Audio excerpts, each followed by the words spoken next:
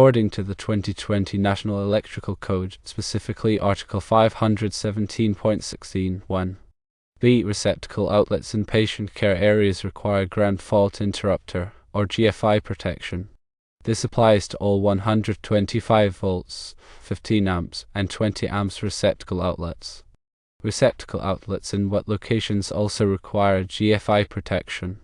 This includes all 125 volts, 15 amps, and 20 amps receptacle outlets in wet locations, such as bathrooms, shower rooms, and procedure rooms. In an ambulatory building setting, the following secondary feeders may require a second level of GFI protection. Firstly, feeders supplying receptacle outlets in patient care areas, such as procedure rooms and exam rooms, on the first floor may need it. Secondly, feeders supplying receptacle outlets in wet locations on both the first and second floors, like bathrooms and shower rooms, will likely require it. Having all the secondary feeders on GFI circuit breakers is generally acceptable, but there are crucial considerations. Firstly, the circuit breakers must be rated for the appropriate ampacity of the feeder. Secondly, the circuit breakers must be properly installed according to the manufacturer's instructions. Thirdly, the circuit breakers should be regularly tested and maintained to ensure proper operation. Coordination is vital, ensuring that the GFI circuit breakers are coordinated with upstream protection devices to prevent nuisance tripping. The GFI protection should not compromise the operation of essential equipment such as the elevator and the generator set. Consider providing non-GFI receptacle outlets in non-patient care areas or areas where GFI protection is not required. Based on these considerations, the secondary feeders mentioned earlier may indeed require a second level of GFI protection. While having all secondary feeders on GFI circuit breakers is generally acceptable, proper installation, coordination, and regular maintenance are crucial for ensuring the system's safety and reliability. Regular testing and maintenance of the GFI devices is also essential to ensure their proper functioning. It is important to consult the latest edition of the National Electrical Code, or NEC, and local amendments for specific requirements in the area. The NEC is a comprehensive set of standards and guidelines for electrical installations. It's published by the National Fire Protection Association, or NFPA, and updated every 3 years. Local jurisdictions may also have their own electrical codes and amendments that must be followed. Understanding the purpose and function of ground fault circuit interrupters, or GFCIs, is also key. A GFCI is a safety device designed to protect people from electrical shock. It works by monitoring the current flowing through a circuit. If it detects an imbalance, which indicates that current is leaking to ground, it quickly interrupts the circuit to prevent injury. Ground faults can occur when electricity flows through an unintended path to ground, such as through a person's body. GFCIs are designed to detect these ground faults and trip the circuit before a dangerous shock can occur. The NEC mandates GFCI protection in areas where there is a high risk of electric shock, such as wet locations and patient care areas. There are two main types of GFCIs: receptacle type GFCIs, which are installed in place of standard electrical outlets, and circuit breaker type GFCIs, which are installed in the electrical panel. Both types provide the same level of protection. When installing GFCIs, it is important to follow the manufacturer's instructions carefully. Incorrect installation can render the GFCI ineffective. GFCIs should be tested regularly to ensure they are working properly. Most GFCIs have a test button that can be used to simulate a ground fault. The GFCI should trip when the test button is pressed. If the GFCI does not trip, it should be replaced immediately. In healthcare facilities, it's important to understand the different types of patient care areas. The NEC defines patient care areas as any area of a healthcare facility where patients are examined or treated. These areas are further classified as general care areas, critical care areas, and wet locations. General care areas are areas where patients receive basic medical care, such as exam rooms and waiting rooms. Critical care areas are areas where patients receive intensive medical care, such as operating rooms and intensive care units. Wet locations are areas where patients are exposed to water or other fluids, such as bathrooms and hydrotherapy rooms. The level of electrical safety required varies depending on the type of patient care area. Critical care areas require the highest level of electrical safety due to the increased risk of electric shock. This is because patients in critical care areas are often connected to medical equipment that can conduct electricity directly into their bodies. In these areas, it is essential to minimize the risk of electrical leakage and ensure that all electrical equipment is properly grounded. Regular testing and maintenance of electrical systems are particularly important in healthcare facilities. Electrical systems should be inspected regularly to identify and correct any potential hazards. Grounding systems should be tested to ensure they are functioning properly. Electrical equipment should be maintained according to a manufacturer's instructions. Proper coordination of ground fault protection is another critical aspect of electrical safety in healthcare facilities. Ground fault protection devices, such as GFCIs and ground fault relays, should be coordinated to prevent nuisance stripping.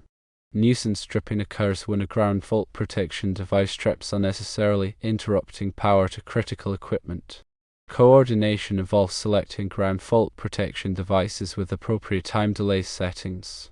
The time delay setting determines how long a device will wait before tripping. Devices closer to the source of power should have longer time delay settings than devices further downstream. This allows downstream devices to trip first in the event of a ground fault, minimizing the impact on the overall electrical system. Emergency power systems play a vital role in healthcare facilities, providing backup power in the event of a power outage. These systems typically consist of generators, automatic transfer switches, and battery backup systems.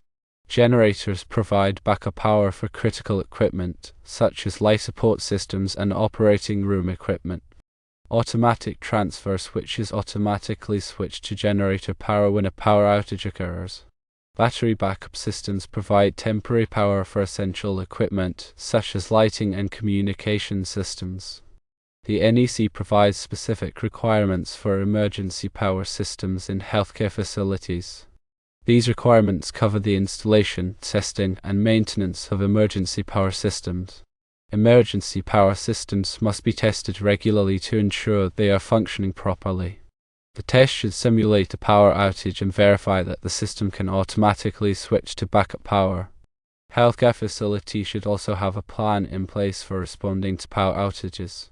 The plan should identify critical equipment that must be kept running and outline procedures for transferring patients to other areas if necessary. Regarding convenience receptacles, the NEC permits the installation of non-GFI protected receptacles in certain areas of healthcare facilities. These receptacles are typically used for non-medical equipment, such as computers and office equipment. However, it is important to carefully consider the location of these receptacles to ensure they do not pose a safety hazard. Non-GFI protected receptacles should not be installed in wet locations or patient care areas where they could be used to power medical equipment. They should also be clearly labeled to indicate that they are not intended for use with medical equipment. Another area of concern is the use of extension cords and power strips. Extension cords and power strips can be a safety hazard if they are not used properly. They should never be used as a substitute for permanent wiring. Extension cords should be heavy-duty and properly grounded. Power strips should have surge protection to protect sensitive electronic equipment. In summary, providing a safe electrical environment in an ambulatory building, especially one with imaging, doctor's offices, and a surgery suite, requires careful attention to detail and adherence to the NEC and other relevant standards. Ground fault protection is a critical aspect of electrical safety, particularly in patient care areas and wet locations.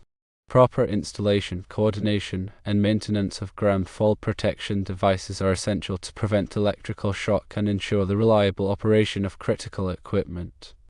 Emergency power systems provide backup power in the event of a power outage, ensuring that essential medical services can continue uninterrupted. By following these guidelines, healthcare facilities can minimize the risk of electrical hazards and provide a safe environment for patients and staff. It is also important to stay updated on the latest changes to the NEC and other relevant standards. The electrical industry is constantly evolving, and new technologies and safety requirements are regularly introduced. Staying informed about these changes will help ensure that healthcare facilities are always up to date with the latest best practices. Furthermore, regular training for electrical personnel is crucial. Electricians and other personnel who work on electrical systems in healthcare facilities should receive regular training on electrical safety, ground fault protection, emergency power systems, and other relevant topics. This training should cover both theoretical concepts and practical skills. It should also be tailored to the specific needs of the healthcare facility. In addition to training, it is important to have a comprehensive electrical safety program in place. The program should include written policies and procedures, regular inspections, and a system for reporting and investigating electrical incidents. The program should also address the use of personal protective equipment, or PPE, such as gloves, safety glasses, and arc flash suits. PPE is essential for protecting electrical workers from hazards such as electric shock, burns, and arc flash. Arc flash is a dangerous electrical explosion that can occur when there is a short circuit in an electrical system. Arc flash can cause serious burns, blindness, and even death. Electrical workers should be properly trained on how to identify and avoid arc flash hazards. They should also wear appropriate arc flash PPE when working on energized electrical equipment. The selection of electrical equipment is also an important consideration for electrical safety in healthcare facilities. All electrical equipment should be listed by a recognized testing laboratory, such as Underwriters Laboratories, or all. Listed equipment has been tested and certified to meet safety standards. Electrical equipment should also be appropriate for the environment in which it will be used. For example, equipment used in wet locations should be rated for wet locations. The design of electrical systems in healthcare facilities should also consider future expansion and changes. The electrical system should be designed to be flexible and adaptable to accommodate new technologies and changing healthcare needs. Adequate spare capacity should be provided to allow for future growth. Regular audits of electrical systems can help identify potential problems and ensure that the systems are operating safely and efficiently. Audits should be conducted by qualified electrical professionals. The audit should include a review of electrical drawings, a visual inspection of electrical equipment, and testing of electrical systems. Any deficiencies identified during the audit should be corrected promptly. The NEC is not the only standard that applies to electrical safety in healthcare facilities. Other relevant standards include those published by the National Fire Protection Association, or NFPA, the Institute of Electrical and Electronics Engineers, or IEE, and the American Society for Healthcare Engineering, or ASH. These standards cover a wide range of topics, including electrical safety, fire safety, and healthcare engineering. It is important to be familiar with all of the relevant standards and to comply with them. Finally, it is important to remember that electrical safety is a shared responsibility. Everyone who works in a healthcare facility has a role to play in preventing electrical accidents. By following safe work practices, reporting potential hazards, and participating in electrical safety training, everyone can help create a safer environment for patients and staff. The specific requirements for ground fault protection in healthcare facilities can vary depending on the type of facility and the specific application. For example, the requirements for a hospital may be different from the requirements for a doctor's office. The requirements for a critical care area may be different from the requirements for a general care area. It is important to consult with a qualified electrical engineer to determine the specific requirements for a particular facility or application. In addition to the NEC, there may be state and local electrical codes that apply. These codes may be more stringent than the NEC. It is important to be aware of and comply with all applicable codes. The cost of ground fault protection can vary depending on the type of protection used. Receptacle type GFCIs are relatively inexpensive. Circuit breaker type GFCIs are more expensive. Ground fault relays are the most expensive. The cost of ground fault protection should be weighed against the benefits of preventing electrical shock and protecting critical equipment. In some cases, it may be possible to use a combination of different types of ground fault protection. For example, receptacle-type GFCIs may be used in general care areas, while circuit breaker-type GFCIs may be used in critical care areas. This can help to reduce the overall cost of ground fault protection. Ground fault protection is not a substitute for proper grounding. All electrical equipment should be properly grounded to provide a safe path for fault current to flow. Grounding helps to prevent electrical shock and reduce the risk of fire. The grounding system should be tested regularly to ensure that it is functioning properly. The testing should be performed by a qualified electrical professional. The results of the testing should be documented and kept on file. In addition to ground fault protection and grounding, surge protection is also important in healthcare facilities. Surge protection helps to protect sensitive electronic equipment from damage caused by voltage surges. Voltage surges can be caused by lightning strikes, power outages, and other events. Surge protection devices, or SPDs, should be installed at the service entrance and at branch circuits feeding sensitive equipment. SPD should be properly rated for the voltage and current of the electrical system. SPD should be inspected regularly to ensure that they are functioning properly. Replacement of SPD should occur per manufacturer's recommendations or when indicated by the device's status indicators. Electrical panels should be properly labeled. The label should identify the circuits that are fed from each breaker. The labels should be legible and up to date. This helps in identifying and safely working on specific circuits and prevents accidental shutdowns of critical equipment. The electrical drawings should be kept on site and readily available. The drawings should show the layout of the electrical system and the location of all electrical equipment. The drawings should be updated whenever changes are made to the electrical system. The presence of accurate and up-to-date drawings facilitates troubleshooting and maintenance of the electrical system. Lockout-tagout procedures should be followed whenever working on electrical equipment. Lockout-tagout procedures are designed to prevent accidental energization of electrical equipment while it is being worked on. The procedures involve disconnecting the equipment from its power source and placing a lock and tag on the disconnect switch. Only the person who placed the lock and tag should be authorized to remove it. Regular inspections of electrical systems can help identify potential problems and ensure that the systems are operating safely and efficiently. Inspections should be conducted by qualified electrical professionals. The inspection should include a visual inspection of electrical equipment, testing of electrical systems, and a review of electrical drawings. Any deficiencies identified during the inspection should be corrected promptly.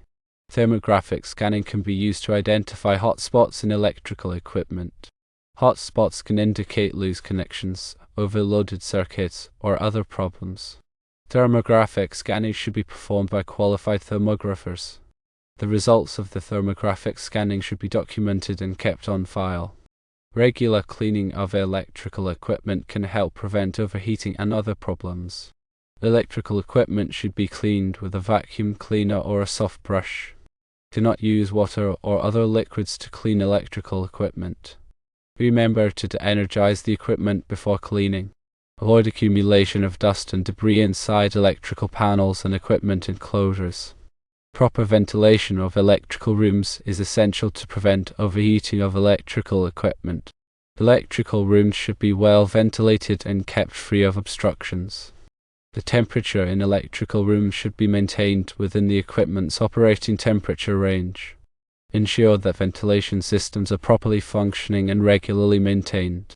Regular testing of emergency lighting systems is essential to ensure that they will function properly in the event of a power outage. Emergency lighting systems should be tested monthly. The testing should verify that the lights turn on automatically when power is lost and that they provide adequate illumination. Keep records of all testing and maintenance activities related to electrical systems. These records can be used to track the performance of the systems and to identify potential problems.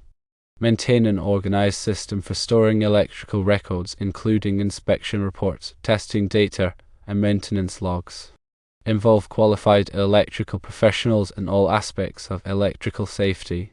Electrical work should only be performed by qualified electricians. Electrical engineers should be consulted for the design of electrical systems. Electrical inspectors should be consulted to ensure that electrical work complies with applicable codes.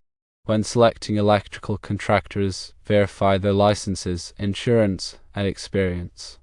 Request references from previous clients and check their safety record. Proper training for all employees is essential for creating a safe work environment. All employees should be trained on electrical safety, fire safety, and other relevant topics. Training should be tailored to the specific tasks that employees perform. In addition to technical training, it is important to promote a culture of safety within the organization. Employees should be encouraged to report potential hazards and to follow safe work practices. Management should demonstrate a commitment to safety by providing the resources and support necessary to create a safe work environment. Conduct regular safety meetings to discuss electrical safety topics, share lessons learned, and reinforce safe work practices. Encourage employees to actively participate in safety discussions and provide feedback on safety procedures. Display safety posters and signage throughout the facility to remind employees of electrical safety hazards and precautions.